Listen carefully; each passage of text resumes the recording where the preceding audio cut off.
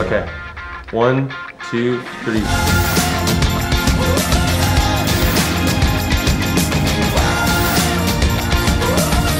What's up, guys?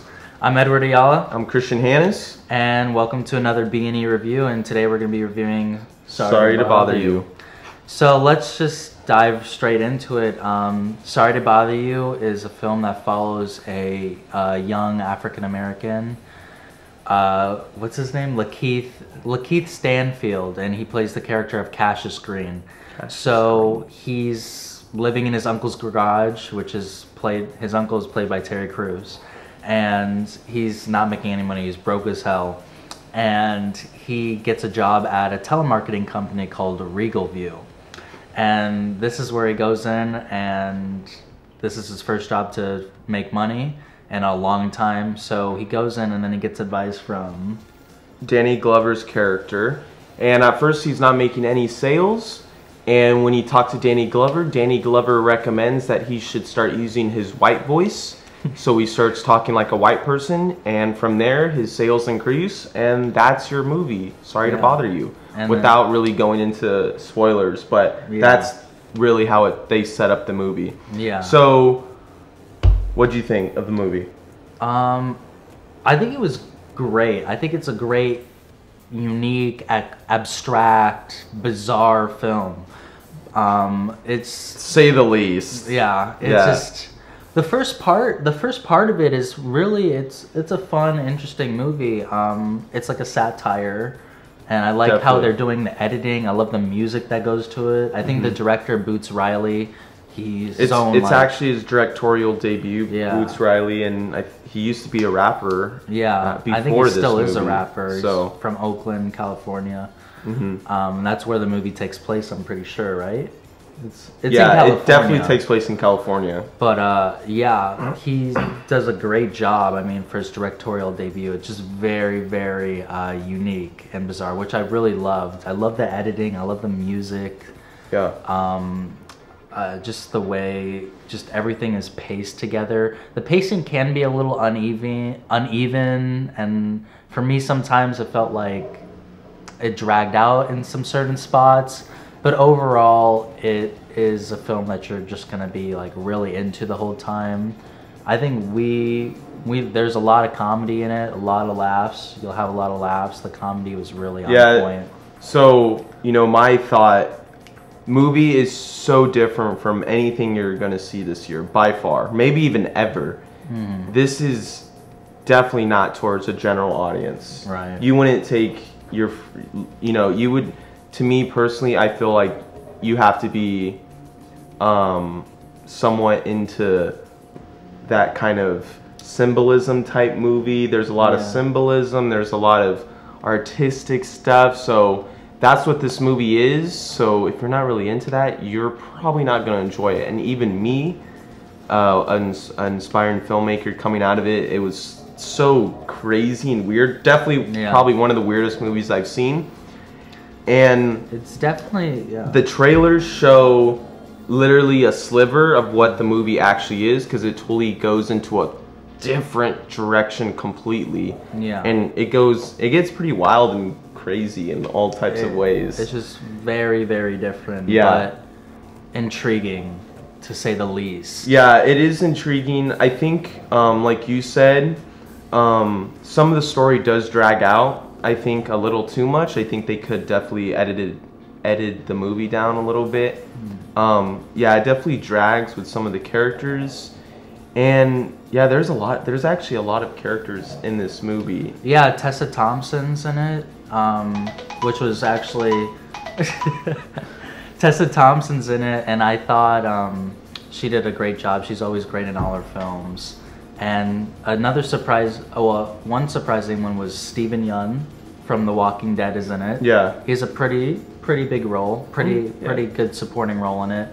And also Armie Hammer is in it. He's great. Armie Hammer is great. He is funny. To me, I thought I got the biggest laughs from him because this guy is like, well, without spoiling it, but he's just really good in this movie. He's really a great actor. He plays the CEO of Regal View, and yeah, so he's kind of He can be psychotic. Yeah. Pretty much you cannot control what he does. Anything he does is the good thing. Yeah. So, yeah, but it definitely has, going into it, or knowing now that this was his directorial debut and that the director was once a rapper, definitely has a lot of overarching themes, a lot of artistic views, and actually what one of our friends Blake said, it kind of feels like a rap video, but like a music video. It like could totally, I could totally see that music too. Like, especially when he's doing his telemarketing calls at the call center and they drop him into situations. I thought that was pretty cool. Yeah, that was probably. But I love that editing I think technique. This movie's so weird, and you're just gonna come out of being, what the heck did I just watch? I think at first, and I think it's a great film overall, though. I think it's gonna go enter the realm of like a cult film territory, kind of like Donnie Darko and some of those other films. I can't think of any else, but yeah, this is definitely going to be talked about, symbolism wise, and there's a lot of symbolism. Tessa Thompson's character, like the theme, she just does stuff where they show stuff about her, and it was kind of like, why are they showing that? But it was also funny. But there are some themes in it, like it's anti-corporation, pro-union. That's a lot of what the movie is. That's it definitely has kind of a political theme, but it also doesn't feel. It honestly feels. They didn't like. It didn't even feel like art. It definitely. The society. It definitely has a satire to it. It's totally satire. The society doesn't even feel like our society. Not at all. It's just totally. It feels like a mythological. Just like society. A whole nother dimension type of. Yeah, I was never like, this is a place I want to be or live in. Yeah. But that's gonna do it for our spoiler-free review and our just. So, before we get into spoilers, what would you rate the movie for people that haven't seen the movie? Let's see. What I would rate this film, I would give it a 9. I'd give it a 9, 9.5, or maybe not 9.5, but a 9. I think that's a good. I think artistically it's there. Entertainment, it's there. I think everything. I think everything's there. It's a great movie. I know it got like a 90. What did it get on Rotten Tomatoes? I think it got a 95 on Rotten Tomatoes. I'm not saying follow Rotten Tomatoes, but they're a little, but I will probably give it an 8 for now. I feel like this movie can grow. It's just there's so much symbolism. You're either going to come out, I like the movie, I didn't get it completely, but I liked it, or just completely hating it. So I'm going to give it an 8. Just because I fully don't know, I still kind of don't know where I stand with the movie. There's still a lot to talk about, a lot to dive into, a lot to read about, and a lot to think about. And also, it also gets some points deducted just because I think the pacing, there's a little bit of a drag. A drag in there. But then once you get to like that twist, maybe towards like the third act, I'd say then it like really. It gets abstract, but it reels you in. So like, but kind of, it's a long middle act, I would say, like a second act. Like him rising through the ranks and everything, and just. It's different. That's all we're gonna say. So now we're gonna go into our spoiler review. So if you haven't seen the movie yet, click off right now. We're gonna be talking about what the heck happened. What it means, what the ending was. So thank you guys. If you guys are clicking off now, so you don't want to be spoiled, thank you so much for watching. We truly appreciate it. Thank you. So without further ado, let's talk about the ending right now. So he's a horse. So he turns into a horse. He turns into a horse. So I don't even know where to go. So Armie Hammer, CEO of Regal View, he is making the workers at, what is it? Work Forever? Work Supply? The Work Supply he owns. He's like the CEO of Regal View. And what they're doing behind the scenes is like... They're literally turning people into horses. For slave labor. Because they become, obviously horses are built strong and stuff, so... So they have... pretty much induces them with this cocaine type thing. They have them snort cocaine, and they turn into horses. Like it gets weird. It just gets weird. It's a super weird movie. That to me sealed the deal, like what the movie was gonna be. But also, I think with Tessa Thompson's character, there was a lot of weird, like just weird stuff happening with her. Yeah. She always wore, her fashion was always unique. Her earrings. She had a penis earring. Or what else did she have? She said like she was wearing a T-shirt that said. Oh crap! What was it? I remember. I don't think I even want to say it though. She just wore a lot of unique clothing because she was an artist, and there's a character, Danny Glover, who helps the main character. Yeah, Lakeith Stanfield, Cassius Green. He helps Cassius rise up in the ranks by giving them the tip. By giving him the tip of using the white voice, and that's what rises Cassius to the top of the game by the end of the movie. But why is Danny Glover? That was the question. Why is he never there? Yet he's the one that gave him the tip. Right. He stays at the bottom. He stays at the bottom at the regular call center. Yeah, he never ranks up, which is weird. So my thoughts is he just doesn't have the like charisma. Like, I mean, it's Danny Glover, but in this movie, he just didn't have the charisma, the energy, or the I think persuasion. That was what was weird, because I think he had more.